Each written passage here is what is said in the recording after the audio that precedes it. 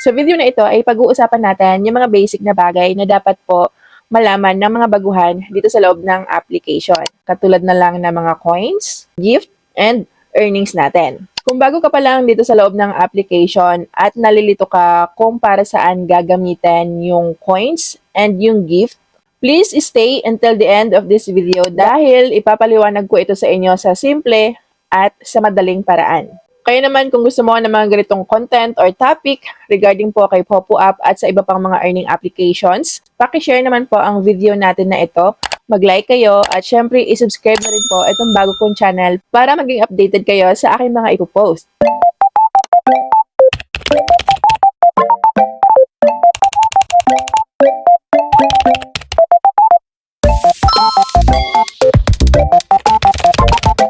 So okay, start na tayo. Una, ano nga ba ang coins? Ang coins dito mga mi ay isang virtual currency na ginagamit sa loob po ng platform. Depende po sa mga activity ng user dito sa loob ng application. Pwedeng magamit ang coins sa iba't ibang mga in-app functions. Kung ikaw nga po ay isang host dito, mahalagang matututunan mo kung para saan gumagana ang coins at kung paano ito naging konektado sa mga rewards o di kaya sa mga gift. Next dito mga mi, ano naman ang gift? Ang gift mga mema ko, ito po yung tinatawag natin na virtual gift na pwede pong ma-send ng mga viewers, supporters, or ng mga audience po sa mga host na nagla-live. At iba pa na gumagamit ng available features dito sa app like sa mga lucky gift, pag-trade, like halimbawa na lang na ako po yung live streamer and then meron pong nag-send sa akin ng gift na worth of 50,000. So yung 50,000 coins po na yon na binagsak niya na gift, like for example na lang ng banknote, hindi po sakto na 50,000 pink points ang darating sa akin. So ang equivalent po niyan is 35,000 pink points na kasi nga na-convert na po siya. So yung gift mga mema ko, yan po yung kapag na-send na po sa atin yan, automatic po yan is nagiging pink points na po siya. At dahil nga po na-trade na siya, so syempre kumita na rin po yung application, kaya naman may bawas na rin po ito. Next dito mga mema ko ay itong tinatawag nating earnings dito sa loob ng application. Ano nga ba ang earnings natin? Ang earnings mga mema ko, ito po yung mga rewards or income natin. So ito po yung pink points, hindi siya coins. Pink points na po siya. Ito yung sinabi ko kanina sa mga gift na kapag na-trade po sa inyo kasi 'di ba?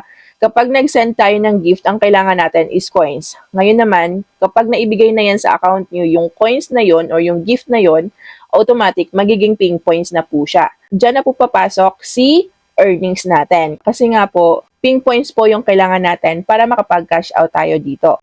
So, ang mga earnings na ito mga mema ko ay po pwede nating makuha sa iba't ibang pamamaraan. Katulad na lang po ng gift or rewards galing sa platform, performance at activity, o di kaya mga komisyon. Ngayon naman, paano ba maging withdrawable ang ating earnings? Kung na-reach mo na po yung minimum cash out dito mga mema ko, which is ang 100,000 pink points, pwede mo na itong i-withdraw or kailangan mo na siyang i-process for withdrawal.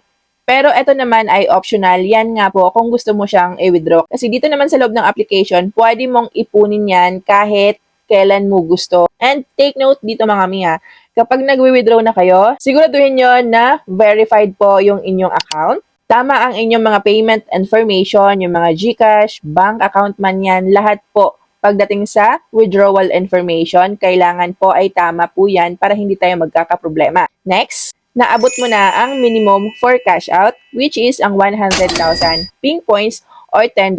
Equivalent naman yan in peso is nasa 500 pesos plus. Next, dito mga mi, ay wala kang pending account issues. So, hindi po pwede yan dito na meron kang na-scam before, meron kang na-hack na before gamit yung account mo na yon and then nag-withdraw ka ngayon. Possible po yan na mahuhold po ang inyong withdrawal. At ayan nga lang po mga mi, sana nga po nakatulong sa inyo ang video na ito tungkol nga po sa mga coins, sa mga gift, and sa mga earnings natin. Kasi kung kayo ay baguhan dito, sure ako na malilito kayo. So, ang video na ito ay step by step po na guide para sa inyo nang sa ganun ay hindi na kayo mahihirapan. By the way, kung kayo nga po ay mga Popo Live application user and naghahanap kayo ng murang mabibilhan ng coins para dito, alam nyo ba na si KukuDP ay nagbebenta nga po ng sobrang mura lamang. Dito ay open po sila 24 hours and sobrang bilis lamang ng kanilang transaksyon. Paano nga ba kayo makakapunta sa kanilang shop? I-click nyo lang po yung link na nasa pinned comment section or description below and automatic na kayong makakapunta dito sa kanilang shop. Dito ay makikita nyo po agad-agad yung sobrang dami mga live streaming applications katulad na lang po ni Bigo, ni Tango, ni Sugo App, ni Chamet, ni Miko, ni Popo App, ni TikTok Shop at iba pang mga viral games ngayon. So kung halimbawa nga po ay gusto nyo bumili ng coins para kay Popo, syempre i-click nyo lang yung application. Mag-enter lamang kayo ng ID number nyo. Pumili lamang kayo ng package na gusto nyo i-avail and mag-send payment lamang po kayo. Dito ay tumatanggap sila ng payment via GCash, Paymaya, KuCoin, bank transfer, and marami pang iba. Maliban dyan mga mi, sila din po ay namimigay ng mga coins para po doon sa mga laging nabili ng coins gamit po yung aking mga link na nasa pinned comment section or description below. Siyempre, make sure lamang na nakafollow kayo sa aking bagong FB page dahil dito ako nagpo-post ng mga mechanics regarding nga po sa mga pinapamigay namin. Mga mi, kung meron kayong natututunan sa video natin or sa topic natin ngayon, huwag niyong kalimutang i-like ang video na to, i-share, at syempre, i-subscribe din po yung aking YouTube channel para po sa more updates pa na pagkakakitaan natin or mga tips and tutorials. Comment down below sa gusto nating i-topic next time para gagawan ko po ng video. So that's all lang po muna for today's video. Thank you for watching. See you on the next one. Bye!